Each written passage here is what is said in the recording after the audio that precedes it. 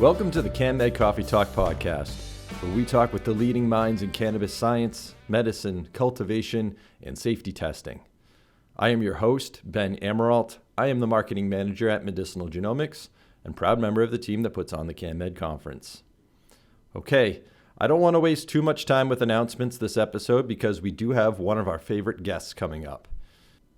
So, check out CannMedEvents.com for all the latest information about the CannMed 24 Innovation and Investment Summit happening this May in Marco Island, Florida. Speakers, poster presenters, networking events, panels, workshops, it's all there at CannMedEvents.com. While you're there, be sure to sign up for email alerts because we do have a few more announcements coming out, and if you're on the list, you won't miss those. If you're planning to join us in Florida this May, please buy your tickets now. Space is limited this year in the venue, and the rooms are filling up. You don't want to miss out. And if you can't join us, you can still stay connected with us on social media or via the podcast. And of course, you can always enjoy all of the past CannMed presentations in our CannMed video archive at CannMedEvents.com. Okay, our guest this episode is Dr. Ethan Russo. Ethan is a board-certified neurologist, psychopharmacologist, and founder and CEO of CReDO Science. He is an internationally recognized authority on cannabis medicine, and he has authored or edited 7 books and has published more than 60 peer-reviewed articles. He also holds director or advisor positions with several cannabis therapeutics companies, and he was instrumental in developing Sativex for pain and MS and Epidiolex for intractable epilepsy while at GW Pharmaceuticals. At CannMed 24, Ethan will present Cannabinoid Hyperemesis Syndrome, Unraveling the Gordian Knot. And during our conversation, we discuss what is CHS and who does it affect, why cases of CHS appear to be on the rise, possible genetic markers that could indicate CHS susceptibility, steps cannabis users can take to prevent developing CHS, why some people in the cannabis community don't believe CHS is a real thing, and much more. Before we get to my conversation with Ethan, I want to thank this episode's sponsor, Cannabis Nurses Network. Established in 2015, the Cannabis Nurses Network is a professional nursing and professional development organization for nurses around the globe. By educating nurses on the science behind the plant and providing a global nursing network, nurses are supported and empowered to implement their knowledge within the community. For more information, go to cannabisnursesnetwork.com. All right, and without any further ado, please enjoy my conversation with Dr. Ethan Russo.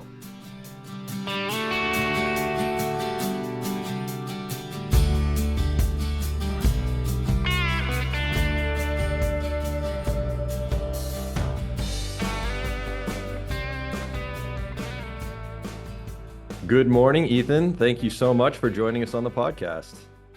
My pleasure. So first off, I just want to say that we are excited to have you back for CannMed 24, and we are so grateful that you continue to participate in the event each year and serve on our advisory board, processing abstracts. And I know that you're also going to be a part of the medical practicum this year, along with Bonnie Goldstein and Dustin Sulak and Eloise Thiessen, which was already an all-star lineup, but you're adding to that, which is fantastic. And just thanks again for being such a big part of CannMed over the years. We couldn't do it without you. And I know that a lot of people attend each year just to have the chance to learn from you and connect with you at the meals and the networking events. So thanks again. You're welcome. It's one of my favorites. Excellent. We're happy to hear that. So today we are going to talk about Cannabinoid Hyperemesis Syndrome, which you will be presenting about at CannMed 24 in May.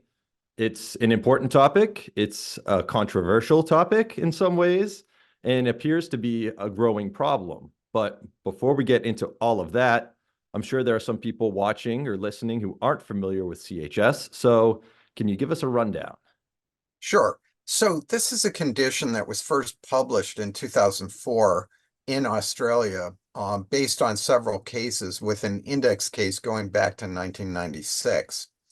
Now, what's interesting is usually when something's reported for the first time, you have a real evolution of the description. However, they nailed it pretty much from the start.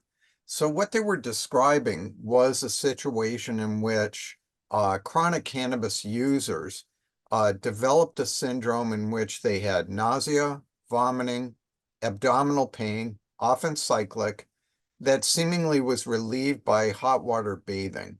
Mm. And some of the patients involved would spend hours in the tub or the shower to try and relieve symptoms.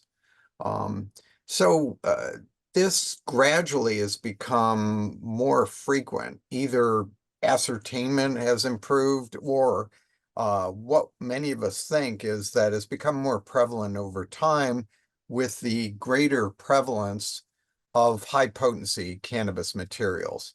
And this seems mainly tied to THC. But we should point out that it's really an issue with any CB1, cannabinoid 1 receptor agonist, because the problem has also been described in people who are using some of the synthetics, the high potency synthetic CB1 agonists, in total absence of cannabis usage. So clearly that's the problem.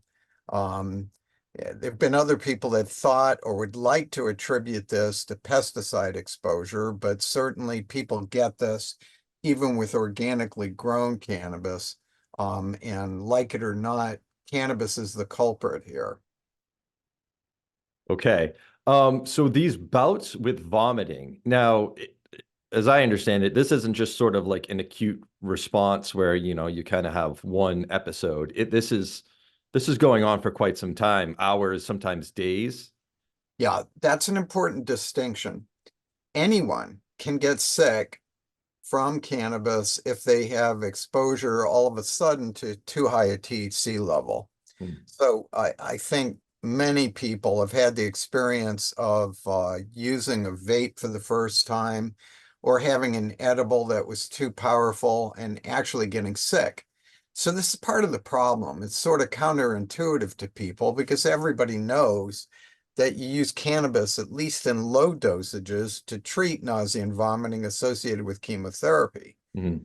So it doesn't make sense to people that you can have this reaction that seems illogical. However, it's very consistent with what we know about cannabinoids, that they have what's called a biphasic dose response curve. Now, to break that down, it means that a lot of the cannabinoids will have one activity at a low dose and an opposite activity at a much higher dose.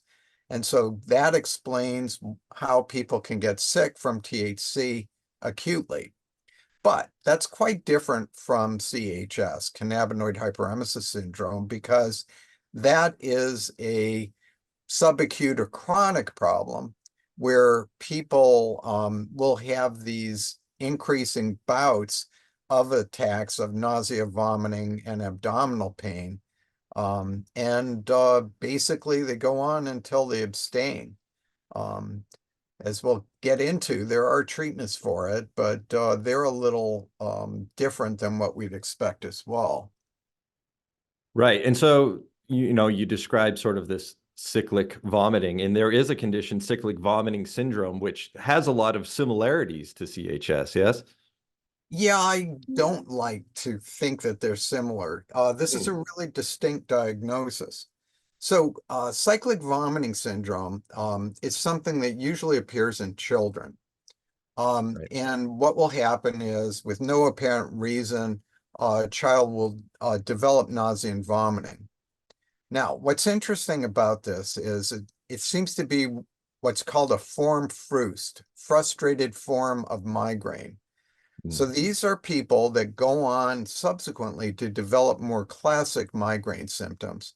And almost invariably, there is a family history of migraine. So this responds to prophylactic treatment for migraine. I went in my career as a pediatric neurologist, I actually treated a 6-month-old his pediatrician was sharp enough to realize that we've got these episodic vomiting situations, strong family history. Could it be cyclic vomiting? So we used a benign drug called cyproheptadine just at night in a low dose, and the problem disappeared. So that was sort of a confirmation. The interesting thing is there can be some overlap. Um, this is a situation in which older people who continue with the cyclic vomiting symptoms benefit from cannabis because cannabis helps with migraine. So for the non-discerning clinician that's not asking the right questions, these two conditions can get confused. And one other point I'd like to make about this. In cyclic vomiting syndrome, there has been a mutation that has been noted in the CB1 receptor gene, which is something we did not find in the CHS patients, at least in the sample that we had. So this is a diagnostic distinction between the two syndromes as well. Interesting. No, and you mentioned that some physicians may incorrectly diagnose CHS as CVS. Correct. And I think you alluded to it earlier that, this could be the reason why we're seeing cases of CHS get larger as more clinicians are sort of becoming aware of it. Is that one of the reasons why it's climbing? And actually, I think you already addressed that. I think my question was going to be, how many cases are we seeing now, and how has that kind of grown? Sure. So they're wildly divergent estimates. There was a gastroenterology survey of some kind, and they estimated that nationally in the US, there were probably 350,000 people that had this. Wow. There was another study with really questionable methodology. It was done at Bellevue Hospital in New York City. And they talked to people who did not come in for CHS, asked them about their cannabis usage and whether they ever took hot showers to reduce nausea.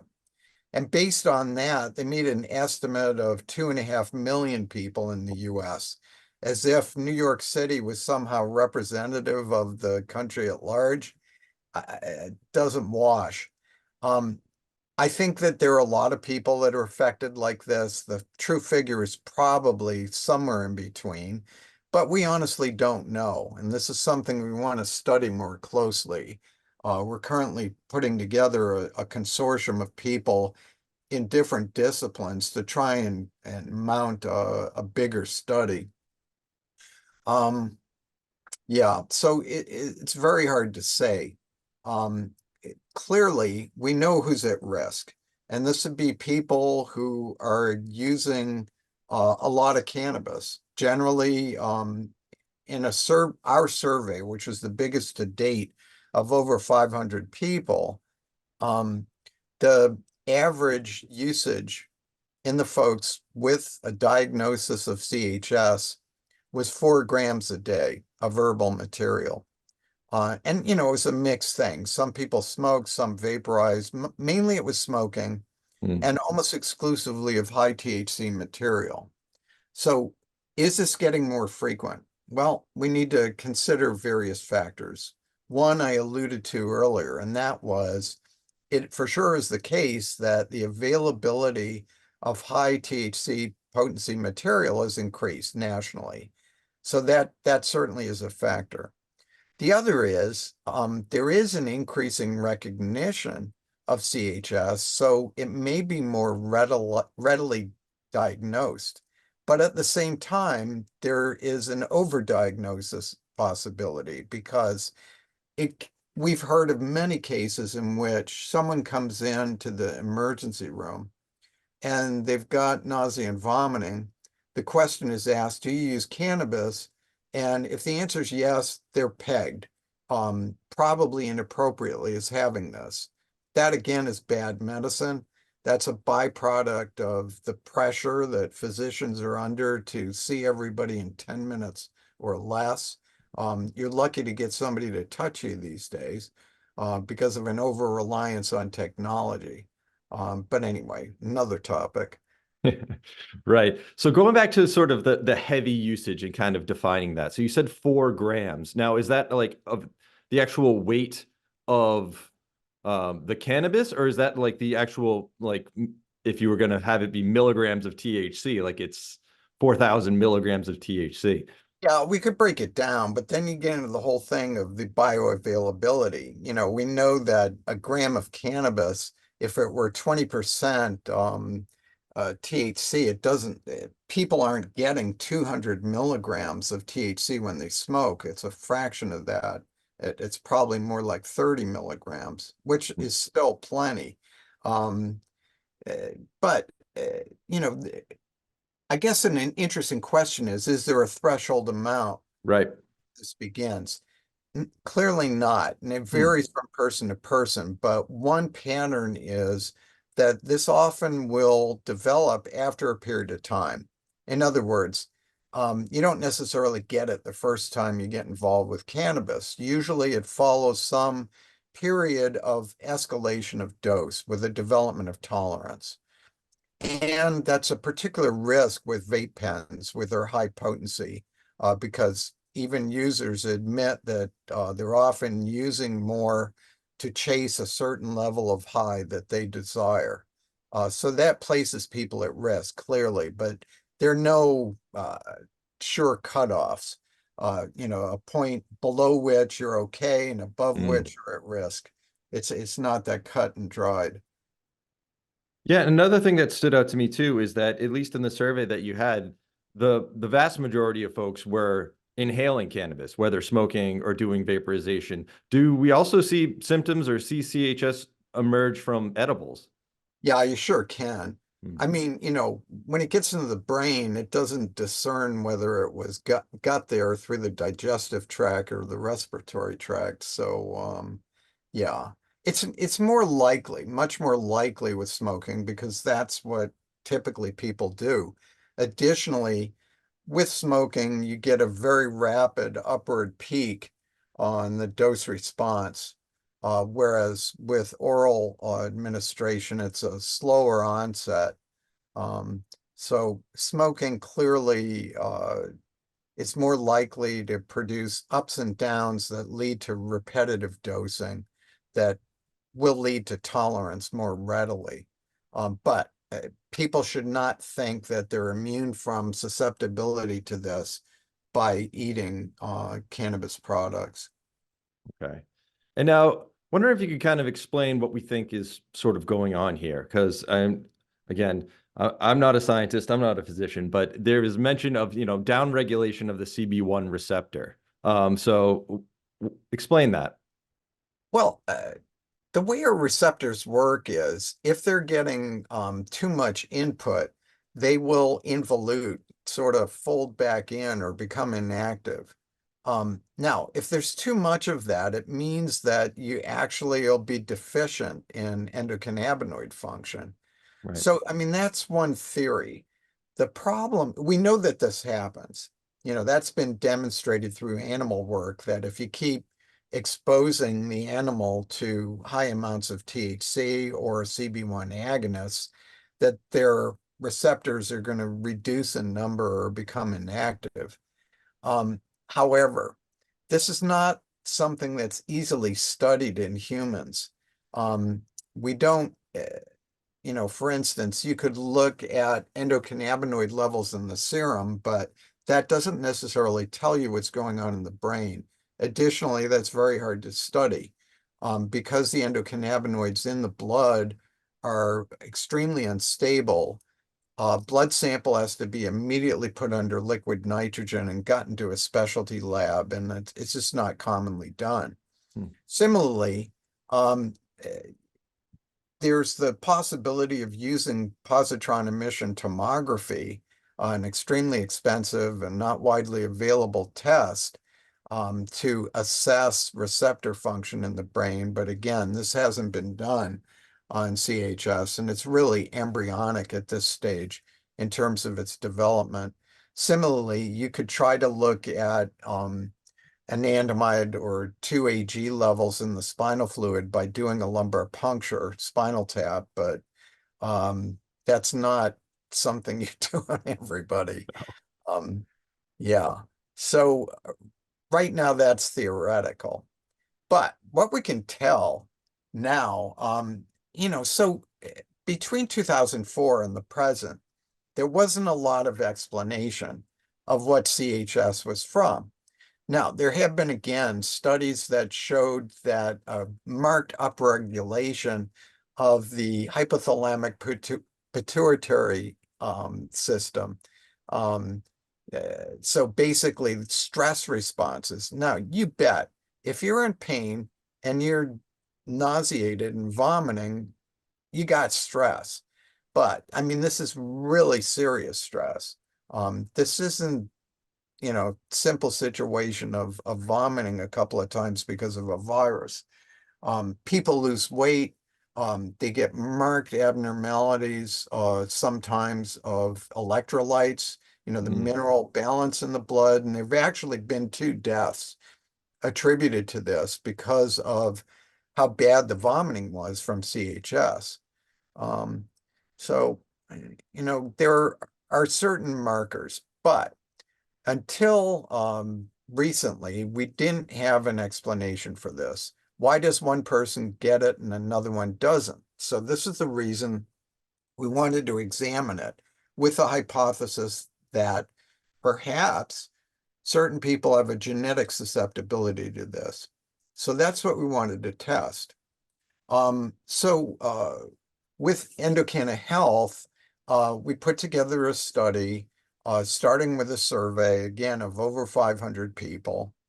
And for entry as a CHS patient, we had very strict criteria. We didn't want there to be mistakes. So first thing was they had to carry a diagnosis of CHS. In other words, somebody had seen them and said that this was what it was. Then additionally, they had to have active symptoms. We didn't want people in that may have been misdiagnosed as having CHS, but were okay now. In other words, they didn't really have it. So that whittled things down. We got it down to something like 200 candidates, and they were offered genetic testing, which is done with a swab in the mouth to look at the DNA. Unfortunately, there was a lot of attrition between step 2 and step 3 because only 28 confirmed CHS patients returned the kit after all of them had said that they wanted it. The reason for that was we had a great deal of pushback from the CHS online community. There were people that questioned our motives, thought we were in this for the money, didn't like our methodology for one reason or another. And so there was an active movement to tell people not to participate. So that wasn't helpful. And then we needed to compare them to somebody. So there were some people who took the survey that were high volume cannabis users, interestingly, about the same, 4 grams a day, who didn't have CHS symptoms and didn't have a diagnosis. So those were the comparison groups. What we found was a little surprising. So the first hypothesis was, well, there's got to be a problem with the CB1 gene, the gene that codes for the CB1 receptor. We didn't see that. As mentioned previously, you do see that in cyclic vomiting syndrome. So instantly we had difference between the 2 syndromes. We also hypothesized 2 other things, that it could be a problem with the metabolism of THC, how it's broken down. We did get confirmation of that because there was a statistically significant difference in a mutation in a CYP2C9 gene between the CHS patients and the heavy users of cannabis that didn't have symptoms. So CYP2C9 is the enzyme in the liver that breaks down THC. So you might understand if there were a mutation there, perhaps that it wasn't as efficient in breaking down THC, that levels would be higher, and this could produce this funny reaction. The third hypothesis that we had was that there would be an issue with the TRPV1, TRPV1 gene. We thought of that because one of the interesting things about CHS is that hot water exposure seems to help. And interestingly, something else that's hot, application of capsaicin ointment on the skin, the active ingredient in chili peppers, also temporarily relieves symptoms. That turned out to be the case too. Again, we saw a statistically significant difference in the number of mutations seen in the CHS patients in the TRPV1 gene as compared to the high volume cannabis users without CHS.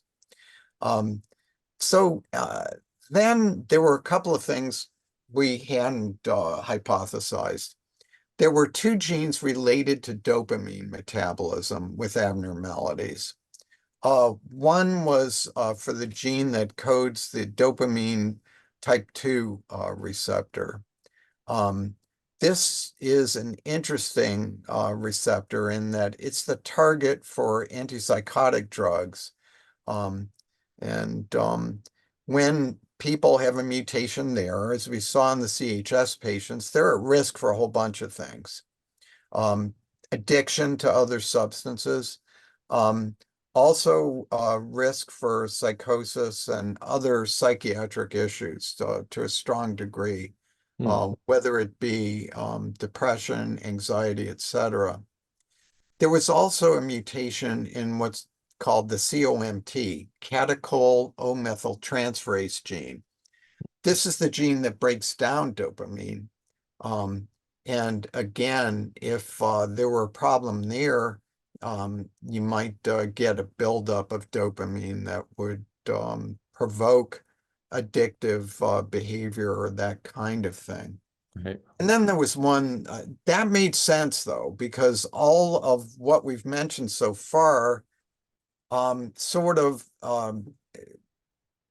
it informs the symptomatology and phenomenology of CHS, meaning that it helps explain some of the symptoms. TRPV1, among other things, has to do with propulsion in the gut. If things aren't moving, you'll tend to vomit. It also is in the brain and is associated with anxiety and pain. Things begin to make a lot more sense. But the fifth mutation that we saw was something we had not expected. This is a gene called ABCA1. It has to do with cholesterol metabolism. And this one's a little ominous because people who have mutations on this gene may be susceptible to a number of problems later in life, specifically coronary artery disease, type 2 diabetes mellitus, and Alzheimer's disease. So we do not know yet, because this hasn't been around yet, are folks with CHS that have this mutation at greater risk for these disorders? The answer is quite possibly yes. So this takes on another dimension of public health relevance that we really need to be examining. So yeah, so a lot of different genes kind of in play here. So it sounds like they might have some mutations that sort of give them a propensity to maybe overuse or become reliant on cannabis, which would get them into the higher dose range to sort of trigger this, and then also have additional mutations that might bring on these symptoms. Sure. That right? Yeah, it's exactly right. And now, certainly before and in the interim, we've had the occasion to hear from a lot of people with CHS. And for better or worse, a lot of them have had substance abuse issues with other drugs. So what we have seen and heard corroborates the genetic findings. Right. And now, is the thought that genetic screening could be used to sort of inform folks like you might be at risk at this, kind of proceed with caution or? Yeah, I think that would be reasonable. Let's envision a scenario in which um, we have a teenager and his older brother has had problems with CHS. He's under peer pressure to start using cannabis. Might be a good idea to use this as a screening device.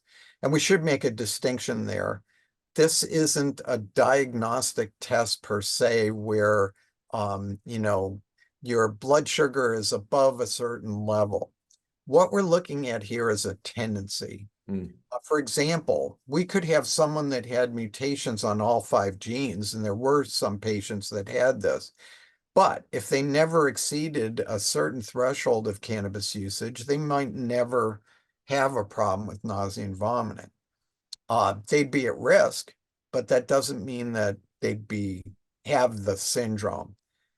So again, the trigger is having the symptom scenario that fits the description. great. Now, I did want to, we've kind of touched on it a bit, but I wanted to maybe ask directly. So as far as treatments go, we've mentioned capsaicin. I know that there's others, but as I understand it, the only real cure for this is to abstain from cannabis. And is that one must abstain for the rest of their lives, or is there a certain layoff period that then they can kind of resume cannabis? How does that work? Well, we've seen this scenario repeatedly where somebody has CHS, they stop for a while, the symptoms abate, and then they go back to cannabis. And almost invariably, they have a relapse into CHS. Um, People can go a long time. I mean, we've heard of people stopping for 6 months, sort of edging back in. Uh, and they might do okay for a while. But, if they, again, start to edge up on the dosage and develop tolerance, then they're likely to get hit again. Now, another issue is, can they use other types of cannabis? We tried to advise people to try CBD only products and see what happens. Right. What we usually heard was they did okay for a time, but then things came back. Now, that's complicated from a scientific standpoint by the fact that most pure CBD products aren't pure CBD.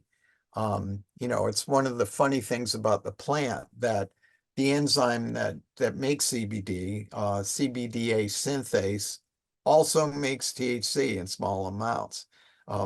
So the plant does that. And as we know, lab analyses are not always reliable in this field. And so we'll call it in this instance, a lot of CBD preparations are contaminated with THC that isn't necessarily supposed to be there. So we don't know the answer to that yet.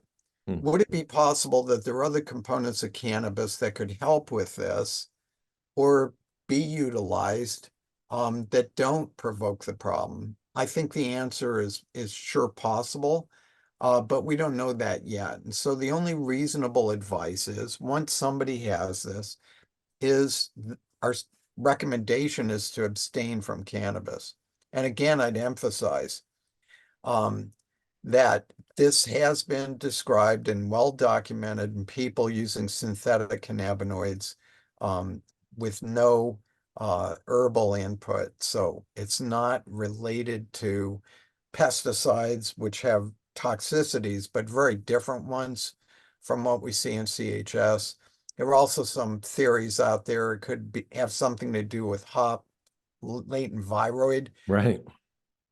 However, to date, there is no virus affecting plants that's jumped to humans, number one. Number two, it's really a total leap in logic to think that this has something to do with hop latent viroid. That's a problem, but it's not causing this problem. Yeah, and you mentioned that other non-cannabis CB1 agonists can sort of trigger this. What about endogenous cannabinoids, endocannabinoids, anandamide, 2-AG? I know that those can sort of be elevated after exercise or something like that. Are there any cases of that maybe triggering about? I guess that's possible, but again, we don't have a basis for saying that that's a factor. The place where you see an excess of endocannabinoid function is usually in relation to metabolic syndrome or type 2 diabetes. Um, and, to date, I'm not aware of folks with those conditions um, uh, getting it from exercise, for example. So again, that's a interesting theoretical question. We just can't say that that's a factor right now. Sure. And now, do folks who have CHS, do they have other endocannabinoid system related dysfunction after they've sort of developed the condition? Um, yeah, that's really possible. Um, Something else we've noticed is a lot of folks with CHS have unhealthy lifestyles. We've heard a lot about junk food, um, uh, having a sort of American diet that's heavy on pro-inflammatory input rather than anti-inflammatory Hmm. input. Um, and again, use of other substances, alcohol, tobacco, coke, opioids. Again, a strong thread of dependency on drugs. Okay. And now I know we touched on it before that especially online, there is sort of a vocal group of folks who are sort of skeptical that CHS even exists. And in looking at some of the results from your survey here, the folks who even have CHS are skeptical that THC could be the problem. Is that still the case? Is the tide sort of Uh, changing a bit? Well, I can't remember the name of the movie, but Anthony Hopkins' character in this movie once told these kids, wishing does not make it so. And that's certainly the case here. Um, I'm not sure how to phrase this, but folks with CHS as a group are often very skeptical of the medical community and what they've been told about this disorder. There is no doubt in my mind that this exists. We have shown with statistical significance difference between folks that express these problems as compared to folks who use an equal amount of cannabis that don't have the problem. There is a difference. This is real and needs to be taken seriously. And is this common amongst folks who use cannabis for medicine? Because I know that that can sometimes be in high doses. Sure. Fortunately, much, much less often. Um, Now the reason is clear, and that is there's usually a big difference in daily dosing between someone who's using recreationally, we'll call it, as compared to controlling symptoms, whether it be pain, spasticity, etc. However, we are aware of medical patients who have been affected. The numbers are very small, and I think it's usually attributable to the dose. Again, we suspect that inhalation places a higher risk as opposed to more steady oral dosing, for example. So there's some risk if someone's susceptible. But I'd say that numbers of medical patients who've been affected with CHS are very small. Okay. So sort of where do we go from here? Where do we go with this information? How should folks who enjoy cannabis sort of proceed with caution or Okay, well, a couple of things. First, people should be judicious in their dosing. They should be aware that if they're using high potency material, they've got to use less. You know, I would hope that people would be satisfied with a certain level of high, not push the limits to the stratosphere or beyond. Um, how high can you get? So that's one thing. The other thing, different direction. Where do we go from here in terms of additional research? We are, again, putting together a consortium of folks where we want to get bigger numbers and really examine this in a variety of different disciplines to see what else we can find out. Are there additional genetic associations? And I'll just mention one that's interesting. In our survey, we asked about whether women who were affected, who had had children, had hyperemesis gravidarum, which is a morning sickness on steroids, whether they'd been affected with that during their pregnancies. And the numbers were very high. Recently, genetic susceptibility to hyperemesis gravidarum has been associated. Now, we didn't see mutations on that gene, but we weren't looking for them either. So having another crack at this with larger numbers of people, we can hone in on that or see what other chance associations there may be, because we found them already. We didn't know about the association with dopamine metabolism, nor with cholesterol metabolism. And again, beyond the issue of how much cannabis people use, these have important implications on a public health level. What risks do people with these traits have? I think it goes without saying that in medicine, we need to be much more effective at prevention. It's always better to deal with the problem before it becomes acute or chronic, and exceeds the threshold where it's affecting someone's lifestyle. So having this knowledge may be a big advantage going forward. And Excellent. one other factor, Sure. there's the cost factor involved with this I hadn't mentioned. There was a study done in 2012, so not even that recently, and they found then the average patient who received a CHS diagnosis had spent $96,000 in tests or ER visits and associated costs before they got the diagnosis. That's crazy. Mhm. Again, if we can identify this earlier, it's going to be to everyone's benefit and pocketbook. Most definitely. And circling back to sort of, limiting one's consumption. I know that one thing that Dustin Sulak always talks about is sort of taking a tolerance break. That, whether it's weekly or ever frequently, to sort of reset one's tolerance so they don't need to use such higher doses. Could that be a reasonable thing to do to try to prevent this? Yeah, it may well be helpful, and particularly in relation to medical users. He uses the resensitization procedure when he thinks that someone's taking atypically high doses to treat their condition. So very briefly, how it's done is abstention totally for 48 hours and then resuming at half the prior dose.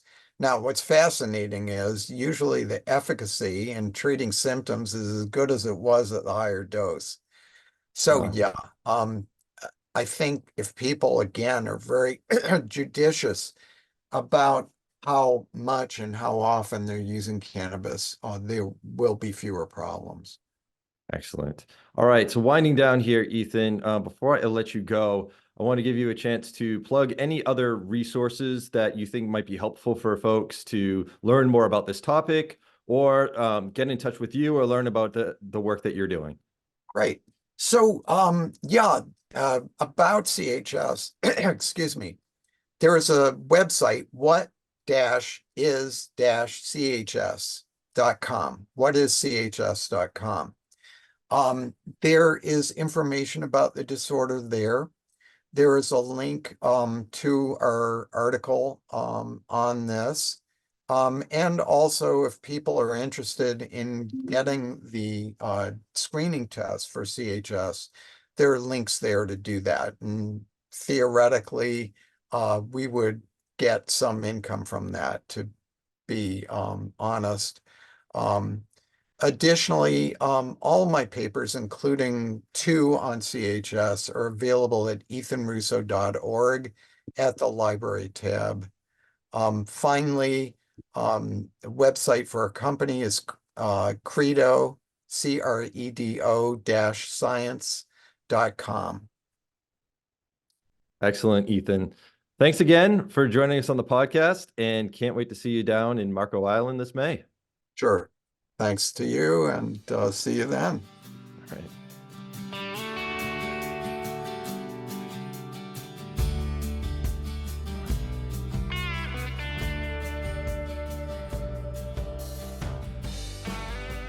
Hope you enjoyed my conversation with Dr. Ethan Russo.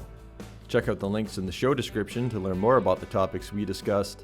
And thanks again to this episode's sponsor, the Cannabis Nurses Network. Our next episode drops March 6th. That's 2 weeks from today.